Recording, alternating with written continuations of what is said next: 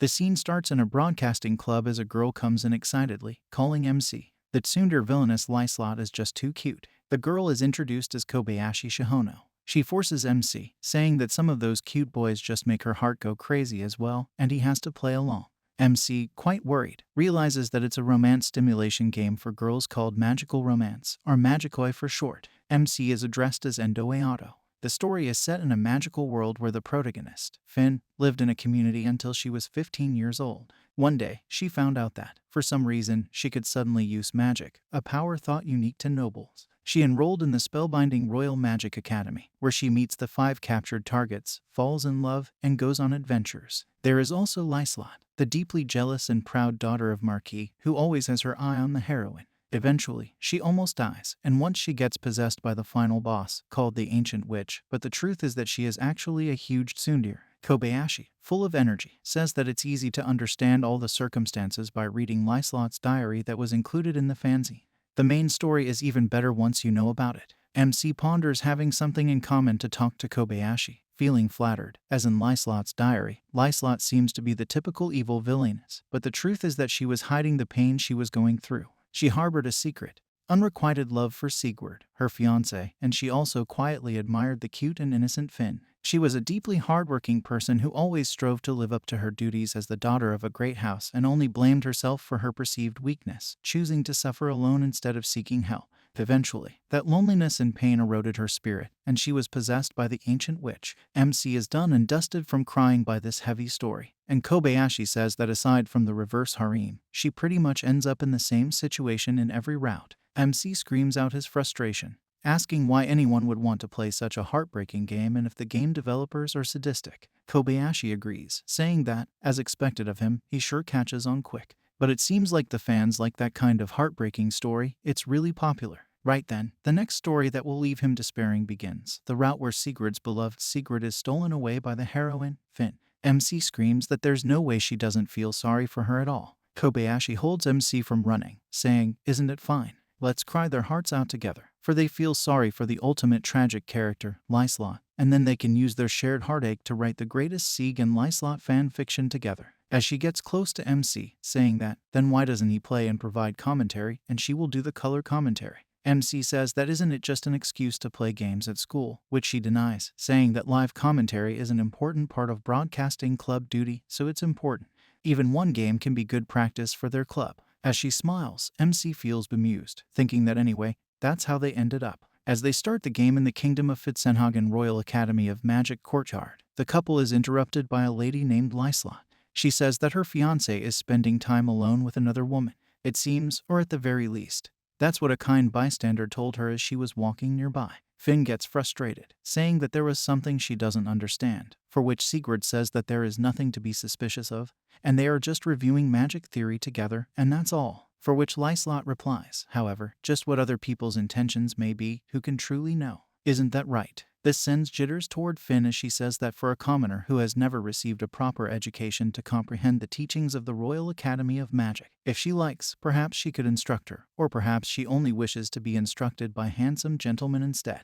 As Finn is about to cry, Sigurd says that she has already said too much. He hears a scream from Kobayashi and MC, saying that it's too strong, and that tsundere is too strong, and doesn't he think she's taking it too far? Sigurd is quite shocked to hear all these voices. He hears the voice about the fact that MC is saying that it seems that Lyslot's favorability with His Highness has dropped again, which is a precious development. As Lyslot asks Sigurd, why is he acting so strange? For which Sigurd thinks, is he the only one who can hear their voices and the special power passed down their family line? In other words, the ability to receive wisdom and guidance from hearing the voices of a god. And is it possible, just like in the stories of the royal family, that this is the voice of the god? He hears a voice saying that this is because Lyslot is what they call tsundere. She's generally worried about Finn's reputation in a situation like this. However, because she loves His Highness so much, her words got twisted in jealousy, and she can't express herself honestly. Hearing this, Sigurd is nowhere to be seen, as he can't believe what he just heard. Lyslot loves him, and for that matter, what is this tsundere? Lyslot asks, and Finn asks, what's the voice of God? As they bear on with Lyslot, Kobayashi and MC talk about why His Highness Prince Sigurd started thinking about Lyslot all of a sudden. And they don't think that this should be a normal event with His Highness. Maybe this is a hidden route. As MC says, he didn't do anything. and he just put it on autoplay like she told him. As Sigurd talks to the sky, saying, "Oh, great gods, what are they trying to tell me? I am the crown prince of the kingdom, namely Sigurd Fitzenhagen, and please feel free to address me as Sigurd if it pleases you." Lyslot and Finn also bow in respect, saying that they have been hearing their voices these past few minutes, and his family has been blessed with the gift of hearing the voices of the gods who exist in the other world, though they have never been so blessed as to hear two divine voices from the pantheon of gods at the same time before. Kobayashi can't believe what is happening, for which MC says that he didn't say that he could hear their voices too, for which Kobayashi says that there is no way that would be crazy. No matter how invested they are, they can still tell the difference between reality and a game. And if he really can hear her, he tells Sigurd to make sure to give Lyslot a big smooch. What a quest. Sigurd is taken aback, thinking that, in other words, she wants him to kiss Lyslot, and what an insane thing to consider. And as he's fuming in embarrassment, in the first place, Lyslot is his fiancée, so just one kiss should be fine, and it definitely wouldn't end badly. As he grits his fists, thinking that earlier, one of the gods said that she loves his highness so much, but she can't express herself honestly. Could it be that she always kept him at a firm distance, always so stern and proud, and he always thought that she hated him as he got close to him? Sigurd feels her cheeks, so soft, and he thinks that he has never noticed how beautiful and pale her skin was or how pretty those pink lips were as he gives her a smooch. Hey, it had to be on the lips. Taken aback by this, Sigurd asks, "Is that enough?" As he thinks, of course, he couldn't just kiss her on her lips. This sends chaos throughout the two worlds. MC and Kobayashi can't believe that there is no way that Sigurd just smooched. And even if it's just on the cheek, it was a kiss. Sigurd sees Lyslot embarrassed to her bones and making a cute little face. He thinks, what the hell? It's so cute. And she always glared at him like he was garbage, like she was going to slap him at any moment. He thinks that the gods above have been completely right, as Lyslot is really cute. As the scene shifts, she says that it was too cute. And wait, this is not what they could really hear him say. MC tells her that the story that's coming up and the reasons why Lyslot dies, they know them, right? And she doesn't know why it's happening. But if Sigurd can hear their voices, then maybe. For which Kobayashi says that it's right.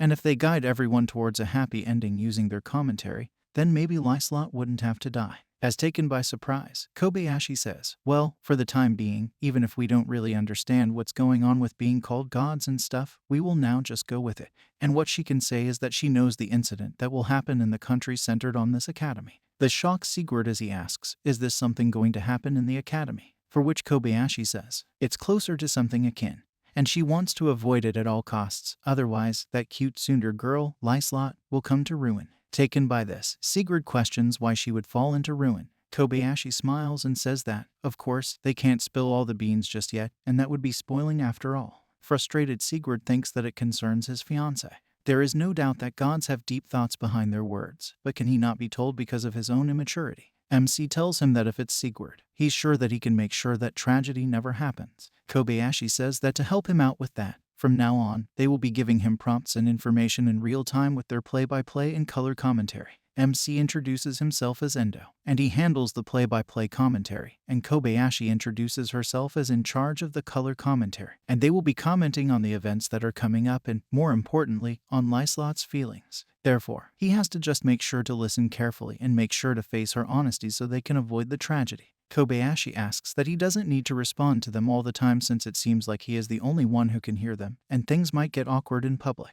Sigurd mentions that they are right and thanks them for their benevolent concern, but regarding this incident and tragedy, he actually has many questions as well. Kobayashi says that as long as it's just one question, it should be okay. As taken by this remark, Sigurd thinks there is only one question. As he contemplates, what does he have to ask? As he is the crown prince and Lyslot is his fiancée, how does he prevent this tragedy they are speaking of from happening? And is there some kind of natural disaster or an attack? And he has so many things that he wants to ask. And he is so immature that he can't decide on a single question for them but to blur out to ask that, just what exactly is tsundere? Wow, what a question. As Sigurd thinks that now he has done it, he shakes off his head, thinking that what he has done has been bothering him for a little while. But how can he waste a precious question on something like this? Kobayashi explains that it's a person with a cold exterior attitude, but deep down they really want to be warm with the one they like. In other words, it's a person who swaps between prickly and pure in a way that's sort of hard to understand and too complicated. As Kobayashi says, this is the easiest way to explain, and take a good look at Lyslot's gone all face, and he should understand. Let's get back to the courtyard event and do our best. Will he be able to overcome this tense and difficult event?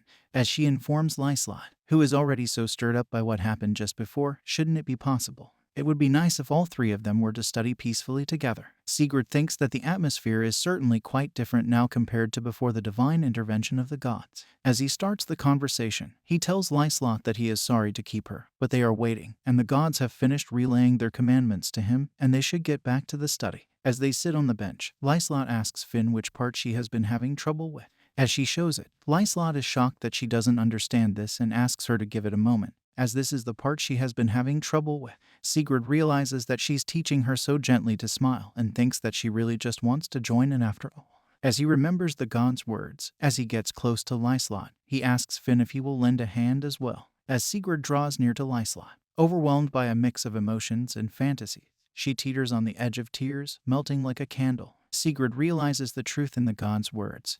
They were right, Lyslot truly is adorable. The scene shifts into the broadcasting club as MC says that it was really a shock, and he wonders just what all that is about, as he actually lost all control of the game when Sigurd started hearing them, and he couldn't even stop the autoplay function or anything. It was really like the characters had a mind of their own, and it's supposed to be a game, but it suddenly felt like they were peering into people's lives from the sky. Kobayashi asks why all of this happened, and MC asks that it should say common route since the game has barely started and they are still working towards Sigurd's route, and that's what it should say. But Kobayashi says that if the game proceeds normally, the route that he gets put on gets decided at the Thanksgiving ball in the autumn. The night Lyslot becomes possessed by the ancient witch in the game, and the school year begins in the spring. Throughout the common route, the main heroine, Finn, interacts with the capture targets and raises flags through various events. And in autumn, at the end of the semester, a ball is held at the academy. It's there that Finn will be confessed to by one of the capture targets, and they will dance together. After that, the common route ends, and one of the corresponding individual routes begins. On the other hand, after being shunned by Prince Sigurd, Lyslot will run away from the ball in frustration and regret. And when Finn and a junior named Bulger chase after her, they encounter her in the courtyard, and an unable boss battle-style event occurs. Lyslot, twisted with jealousy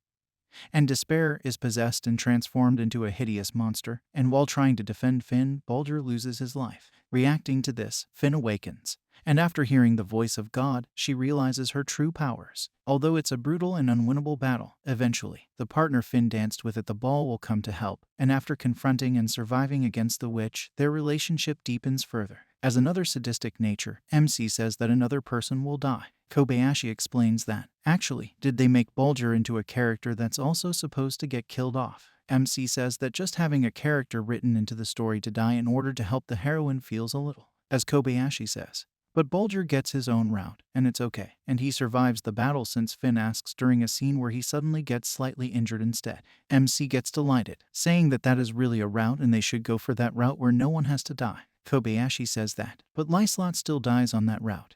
And by the way, Bulger dies on every single route except his own and the reverse harem route as well. As MC asks if he's just chasing death or something, he falls upon crying.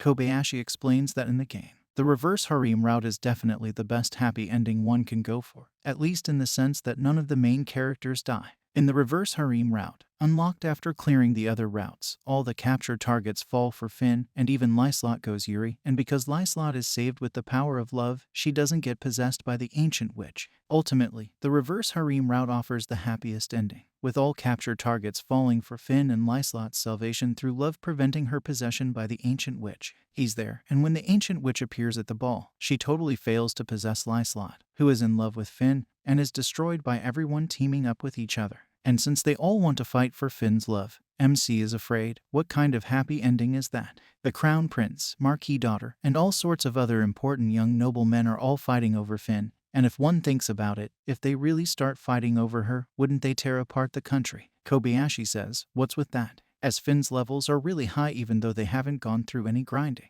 MC thinks that seriously, she's strong, and it's like there's a gorilla behind that cute face of hers. Actually, at this level, she should probably solo clear the game. After entering the academy, the player has the opportunity to raise affinity flags with the various capture targets, but they can ignore all of that and focus on training up and power leveling Finn instead. But despite that, if the player only focuses on grinding Finn's skills and ignores everything else, they can make sure that by the autumn ball, she is actually strong enough to defeat the final boss by herself. But despite that, Lyslot is still possessed by the ancient witch, and Baldur still dies to protect the girl he likes. And after that, Finn beats up the ancient witch on her own. And that is the clear solo route. As darkened by this fantasy, Kobayashi mentions that she thought that if Finn had enough power, she could avoid all the side endings completely, but Lyslot and Bulger still died for absolutely no reason at all. MC giggles down, saying that it's meaningless, that the solo clear route is completely meaningless, and asks her that, by the way, didn't she say that they have cleared all the routes, so couldn't this be some kind of new game plus where the main character is already strong at the part? Kobayashi says that if Sigurd and Lyslot continue on like this,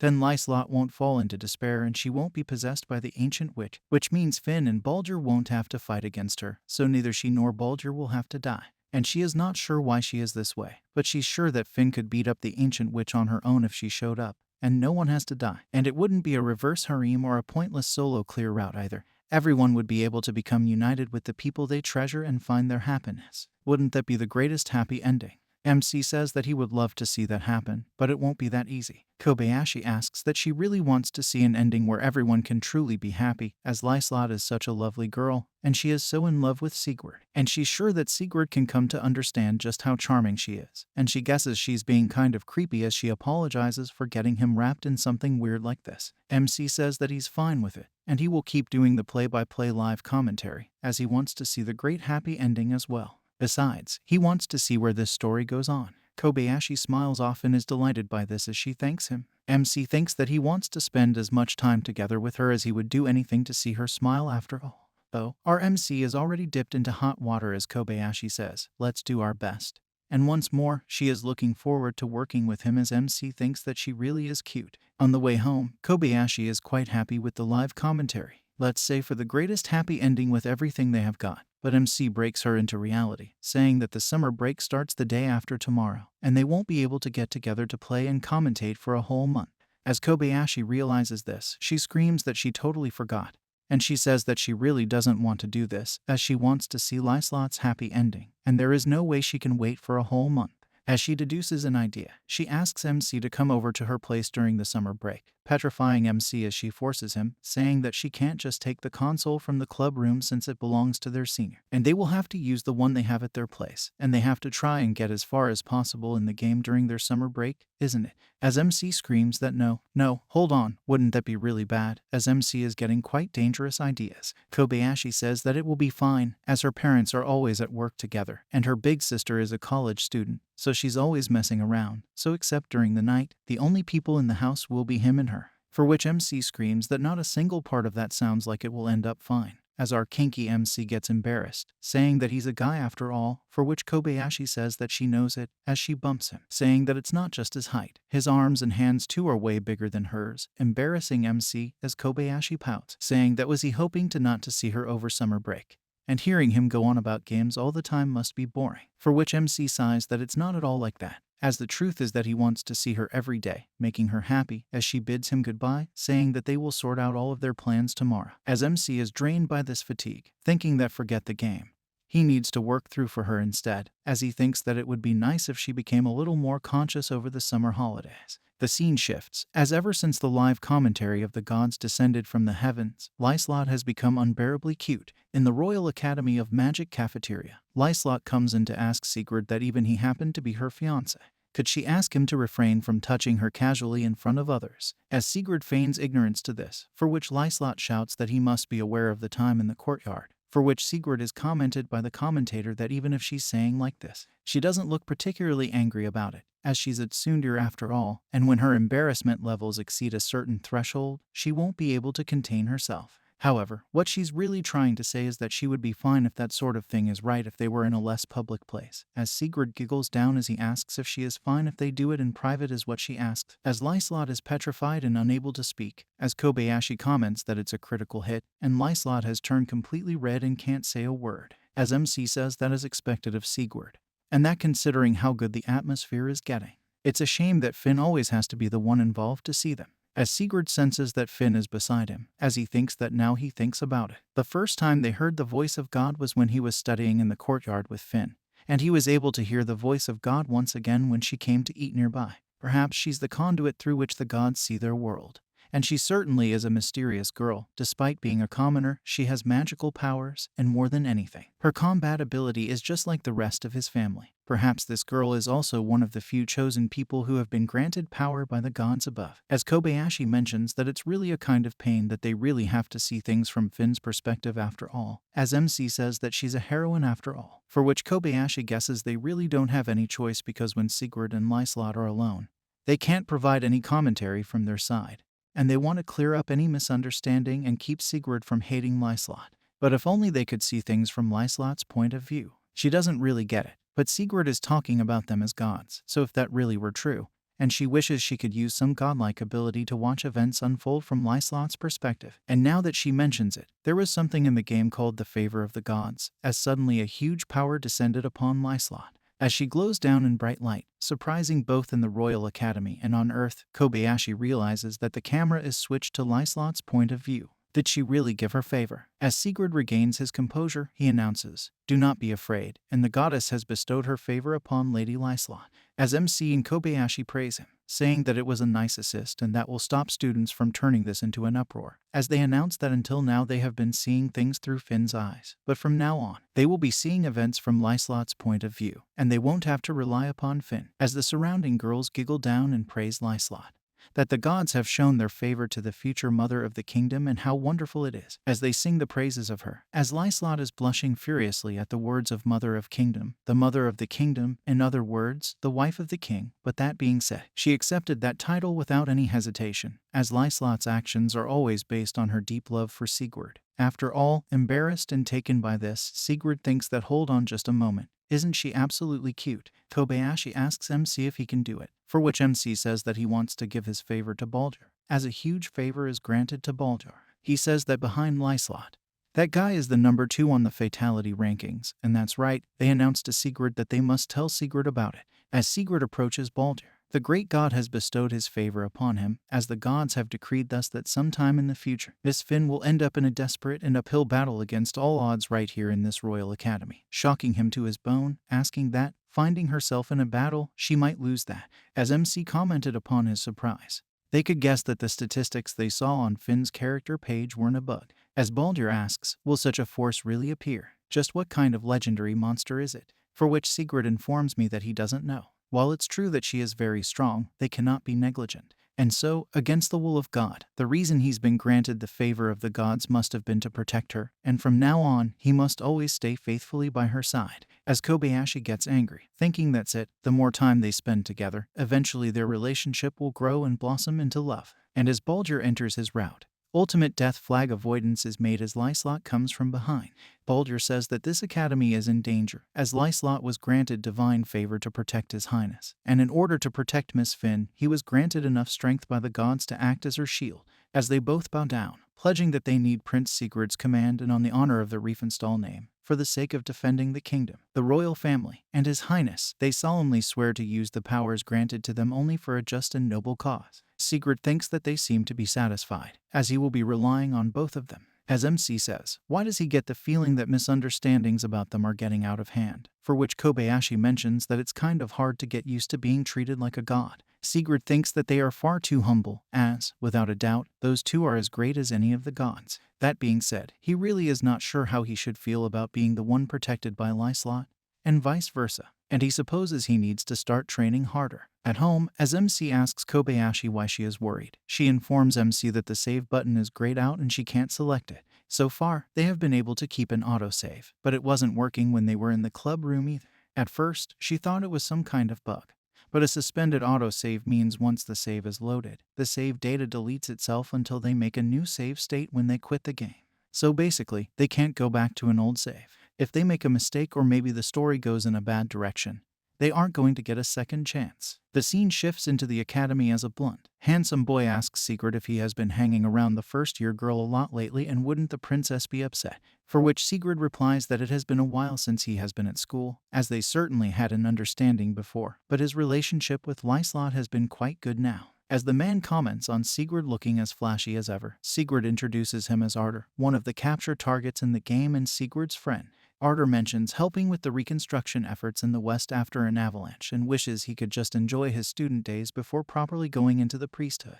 Responding to Arthur's query about the first-year girl, Sigurd denies any romantic involvement, which surprises Arthur. Arthur apologizes for his joke, realizing Sigurd's reaction, and clarifies that he wasn't trying to hit on her. He adds that she has an excellent attitude for healing and supports magic, making her typical priest material. As the scene shifts to the ground, Sigurd suggests having a match against her. Arthur questions the fairness of a 2-on-1 match against a first-year girl, but Sigurd reassures him that it's fine. The match begins, and Finn swiftly incapacitates Arthur with her single punch, showing her unique fighting style of combining support magic with powerful physical attacks. Baldur, struggling against Finn's aggressive clobbering, acknowledges her strength, and the match concludes with Finn's victory, showcasing her prowess as a formidable combatant. As Sigurd asks whether the Arthur is really alive, the Arthur regains consciousness and blurts out why he's waking up on the ground. Sigurd informs him that in the first second of the fight, Finn sent him flying with a clean uppercut. The Arthur gets delighted with a shining face, asking if the pain he's feeling is because of the punch from that cute girl. As Sigurd says that he really does have odd taste. It is announced that it's not just Finn's stats that are high, her magical and physical stats are unusually strong as well. Sigurd thinks that from the reports he received last year, Finn was attacked by some bad characters and even had her arm cut off, but she immediately reattached it using healing magic and managed to defeat them. Because of that, she was given an invitation to attend the school. But did she really not have any sort of magical training before coming here? He thinks that now that he thinks about it, he has been hearing the voices of God for a little while, so the person they are watching over has been nearby, meaning that Lyslot, as it is announced to him, has been secretly watching everything that has been going on from behind a tree for a little while. And it seems like she just can't help but worry about Sigurd and Finn getting up without her. Lyslot, fumbled by this embarrassment, says that whatever this commotion is, she couldn't focus on her studies in the library because of the dreadful noise they are making. But it is told to Sigurd that she was hoping to be the one to approach Sigurd and pretend that she was just passing by, but unfortunately, she has been discovered first. Of course, the part about her being in the library is a lie. Lyslot went straight to Sigurd after school, but when she tried to call out to him, she noticed that the Arthur was with him, so she ended up approaching him. She kept following him in secret, but when she saw that Baldur and the Arthur collapsed, she couldn't help but peek out of worry. Sigurd is petrified by her cuteness. Finn screams that she's sorry if she was being too noisy. Lyslot glares at her, saying, "What is she doing with such a rough training match after school hours? And it's all right to be energetic. However, Miss Finn, you have to look at it." The Arthur comes in to ask Lyslot why she seemed to be in a good mood, and he was the one who asked her to join, so don't just blame her. Lyslot shook off his hand, saying that she would not ask him to touch her. It is informed to Sigurd that the reason Lyslot's expression is so stiff is that half of it is because she's nervous and half of it is because she's trying to hide her feelings. Of course, she's a little jealous and grumpy as well. Lyslot asks Baldur to stand aside as her business is right now with Miss Finn. She asks for the wand on her waist, and she wonders if she could lend it to her for a while. She nervously handles it, discussing the quality of the wand. Lyslot asks what kind of deep, plowable, shabby wand this is. Finn tries to explain that it was left in the school lost and found box for half a year, and once a certain amount of time has passed, things in the box are given away for free, so she really doesn't use long-distance magic that requires a wand. So she thought just having any wand would do. Lyslot breaks it into two, shocking the three of them. Lyslot apologizes, saying that to think that it would fall apart with so little effort to call trash like this is an insult to wand makers. Finn is fuming with this loss. It is announced that Lyslot broke it on purpose, and this really feels like a confrontation between the heroine and the villain. Even Baldur and Arthur look really mad. As Lyslot says, she doesn't know if she's aware, but the wand is necessary for class in the future. If she uses a defective wand such as this and it breaks, doesn't she think it could cause the next incident? What if, in the middle of the simulator group battle, her wand breaks and causes people trouble? Of course, it's announced to Sigurd that other people nearby would be trouble, but the person most at risk in that instant would be Finn herself. Lyslot says she guesses there's no helping it. She has to give her a replacement. It isn't anything special since it's simply her spare wand. Embarrassedly, she gives her a luxurious fan, saying it should be at least a little better than the one she gave. Both of them are dumbfounded. It is told to Sigurd that it's the mysterious wand that Lyslot has been looking at while singing so often. The other day, it didn't seem like Lyslot had the intention of using it for herself. It definitely seems too luxurious just to buy it in order to stare at it. Sigurd realizes that it looks too delicate for someone like Lyslot, not to mention that it looks too small to even fit in her hand properly. But for someone like Finn, she must have really done it. He pokes fun at her, asking if she really has a wand like that, and it looks like a brand new, high-end model to him. He bombards her with questions, saying that it's been tailor-made to be suitable for those who use recovery and support magic. And even so, it's an excellent product. It was certainly made to order, and it's certainly spectacular. Why would she go out and order something that isn't fit for her? And perhaps she always planned for it to be used by somebody else. Embarrassed by this, Lyslot tries to evade the question, saying she has no idea what he's been talking about. Shattered by her supreme success and Lyslot's cuteness, Sigurd can't apprehend his eyes, as it is announced to him. Lyslot must have been worried about Finn ever since she saw her using that wand. But as the days went by and she fretted about how to give her a replacement, she reached a critical mass and exploded. Barrow and Arter are giggling as Sigurd thinks that this is his limit, and he can't handle this much cuteness. Finn asks Sigurd that she can't accept something this expensive, for which Sigurd says, "Don't hesitate, just take it. She definitely won't be hurt in an accident with a wand like that. And what's more, it's like that wand was made for her." From behind, Baldur says that she should just accept it as a replacement for the wand that was broken. Finn accepts the wand she stated as she thanks Lyslot, saying that she will try it, for which Lyslot tries to evade the question, saying that it's no big deal and there's no need to thank her over something so trivial. As Sigurd thinks that he finally understands what the word tsundere really means, the scene shifts to the real world, where Kobayashi and MC are really scared that it really wasn't a bug after all. MC mentions that if she is that strong in the first place, having an escort knight by her side is pointless, and if anything, he would be safer if he stayed away from Finn. Right back at MC, she agrees, thinking that she thought about that too. But Baldur is someone who was in love with her from the very start, and even without aiming for him, it's almost impossible to avoid raising flags with him. Kobayashi exclaims that she doesn't even want to know the amount of time she screamed at the screen when Baldur asked for her hand at the ball when he was aiming for a different capture target.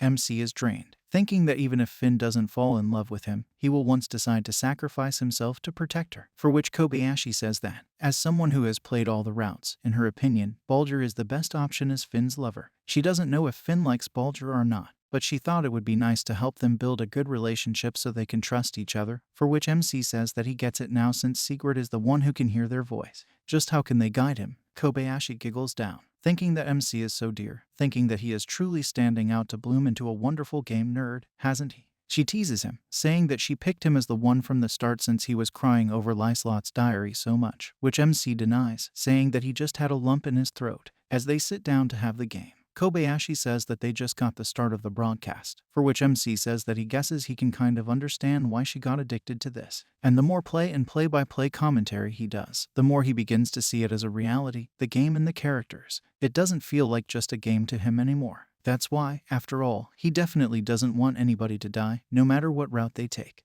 It would be nice if everyone could go on living. He just wants everyone to be happy. So that's why they definitely have to make sure that everyone survives. As Kobayashi is about to say about the saved data, the broadcast starts for the high school baseball national championship match. As Kobayashi says that the match is starting, as she cheers down, thinking that since their school managed to qualify for the nationals, which MC is looking kind of sad, as Kobayashi asks why don't they try to do some live commentary, and that said, she doesn't really know anything about baseball, so that might be pretty hard for her. For which MC says that it's fine but still thanks her. The scene shifts toward the past, as MC says that since he was a kid, baseball has always meant everything to him. His father is someone who has been devoted to it since he was a kid as well. He's still a baseball coach for a junior high school that he teaches at even now. Since his only other siblings were his 3 sisters, they bonded over the sport. As the only man in the house, his dad's smiling face when they played together was the reason he first fell in love with baseball.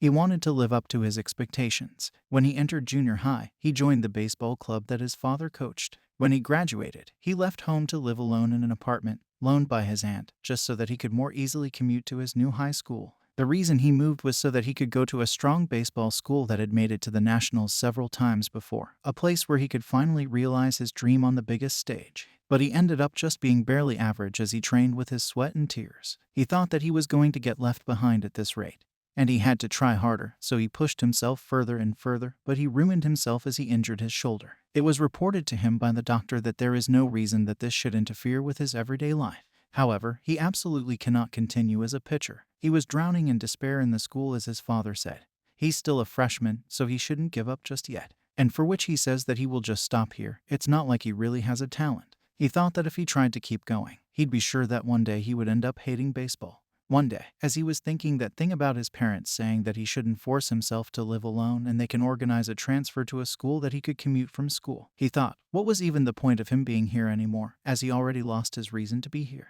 Just why does he even exist at all? Suddenly, a classmate asks MC if he really quits the baseball team, and that means he can play on the softball team and in the interclass tournaments that are coming up. Everyone has to pick at least one supporter, and since he was in the baseball club, it should be perfect.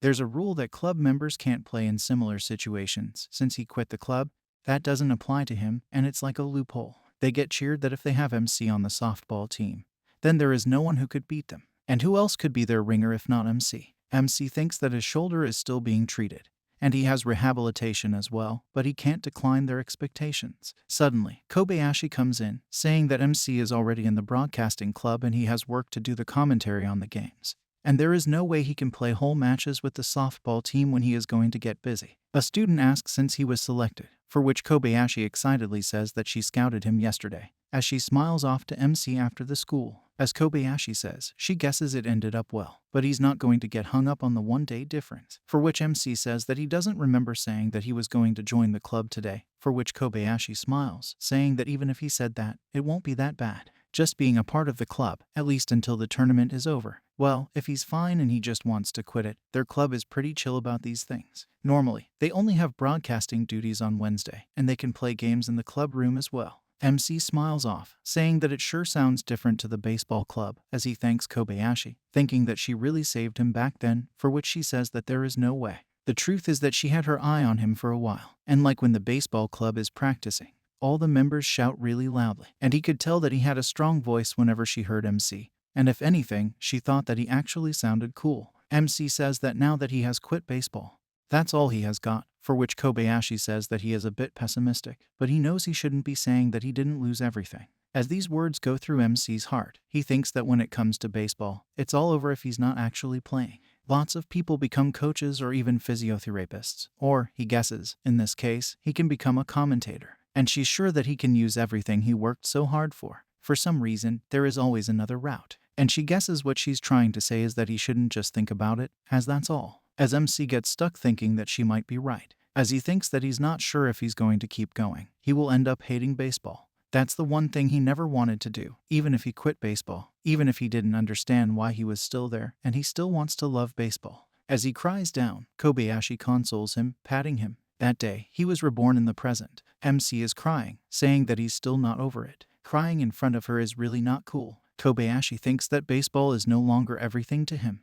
MC thinks that not being able to be there alongside them really does hurt, having to watch his old friends from the club lose while he is sitting here able to do nothing. He doesn't know what he should do with these feelings. But back then, and still now, Kobayashi has been here, as it is commented that the match is over and they have defeated it. MC thinks that he really does love Kobayashi, and it's thanks to her that he's alive and that he has something to go on living. The scene shifts towards a person who throws his gaming console, thinking that it's still just a game and why, as the power of his feelings should have been enough. So why can't he reach over to that side as he bites off his nails? The scene shifts later at night as MC bids goodbye and Kobayashi says to take care. MC apologizes for being such a bother today and thanks in various ways, for which Kobayashi says that it's not at all. It's the second time she's seen him cry, so she's pretty used to it by now. MC is ashamed, thinking that he doesn't want her to get used to it at all. Kobayashi says that the weird thing is that they saved the game they had been playing after he left the other day. She tried to do a few things, but she couldn't do anything.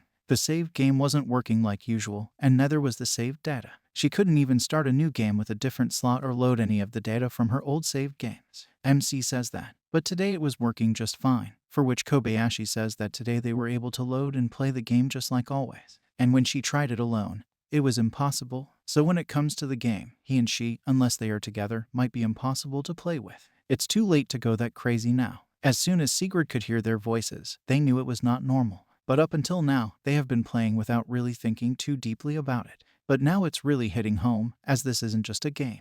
They are feeling fear. Kobayashi says that it's not okay and a little scary. But the only thing they can do is interact. And they won't get any do-overs either. Depending on what they say or don't say, someone might really end up dying. And that death wouldn't just be some event in the game anymore. As they reflect upon it, MC says that he won't let anyone die, and let's continue with their live commentary. Let's keep doing whatever they can so that everyone can be happy. And if they really put their minds to it, they can absolutely reach the greatest happy ending. And they are apparently gods, isn't it? At least that's what Sigrid believes. And wouldn't it be very godlike if they backed out now? As the MC encourages, don't worry if it's them, they can definitely do, showing his man's composure and impressing Kobayashi. The scene shifts into the Royal Academy in the game as Lyslot says that somehow the atmosphere seems rather restless. At the academy, there is a tradition of senior students helping to instruct their juniors. Part of the tradition is being held today. Varying students with similar magical professions will be grouped together, and the first-year students will be instructed by the third-year students. As the highest-ranking student in the school, Sigurd was assigned to oversee the activities as an instructor, and Lyslot was assigned as his assistant. But something about this atmosphere feels unpleasant, as Lyslot says that it seems that the cause of the commotion is over there. That group focused on healing magic. As they see the group focused on healing magic, as they approach them, Arter gets scared, and he asks Lyslot not to come over here. He better not come this way. He asks Sigurd. At the very least, he can't let that fiancé of his come here. Finn shows off her newly wand with the golden ribbon. This greatly jolts Lyslot, as Finn says that it's the wand that she gave him, and everyone else seemed to be using theirs with a ribbon around it. Since the wand keeps slipping out of her hands, she thought she would give it a try as well. Sigurd is informed that the problem isn't the ribbon color, and what's more, choosing that bright gold color she did must have been the reason why everyone was whispering like that. And there is no way Lyslot isn't going to lose it now. Sigurd asks what the problem with that ribbon is, and Arter says that it is the latest trend among the girls. And since Finn doesn't really have any girlfriends, she ended up copying it without realizing what it meant. Lyslot warns Finn with a husky voice, asking if she understands what the color of the ribbon means, as the color is made to represent the hair or eye color of the one they have feelings for. Everyone is expressing their thoughts and feelings through the color of the ribbon they choose to adorn their wand with. She respectfully asks Finn as to just why she chose the bright shade of gold, the very same shade as Prince Sigurd's eyes, as she declares to ask, should she consider this to be a declaration of war, making Finn pale in a rush of fear. And Sigurd, dumbfounded as Lyslot shakily grinds out, says that what's more, the ribbon looks like it's made of silk. However, she sincerely doubts that Finn would be able to afford something like that. So just how did she come by it? From what she heard, some gentlemen are well aware of this new trend, in fact, are giving out ribbons of their own color to the lady that has captured their attention. She cries out, asking if His Highness has already given her a ribbon personally. Is that how it is? She's like dancing, doing the dance of death. As Sigurd is dumb, why is he being falsely accused? He's informed that Lyslot has totally snapped out and asks Sigurd to make sure not to look at her, as Lyslot's face doesn't reflect the pure-hearted girl in love that she really is. Sigurd thinks that they don't have to tell him twice not to look, as Finn, scared out of her pants, says that there's not all. This is one of the ribbons that Lady Lyslot herself gave it to him. Remember when she gave away all the notebooks that were bundled up with the ribbon tied around them? The only person who gave her a ribbon was definitely herself. Lyslot comes back to herself, thinking that now that she mentions it, it's right. It's informed to Sigurd that the paperback must be expensive. Finn was recycling any paper she could find to take notes with, but because she couldn't bear to see her like that anymore, she gave her lots of new notebooks. Sigurd says that she thought about this bag during the case with the V, but Lyslot is looking out for Finn, isn't she? Making her embarrassed as she fumbles to say to excuse it. Sigurd asks that whenever there's something about her new life that Finn is unfamiliar with or having trouble with, she always seems to help her right down to the final details. Lyslot embarrassingly mumbles down, saying that she just happened to notice things from time to time.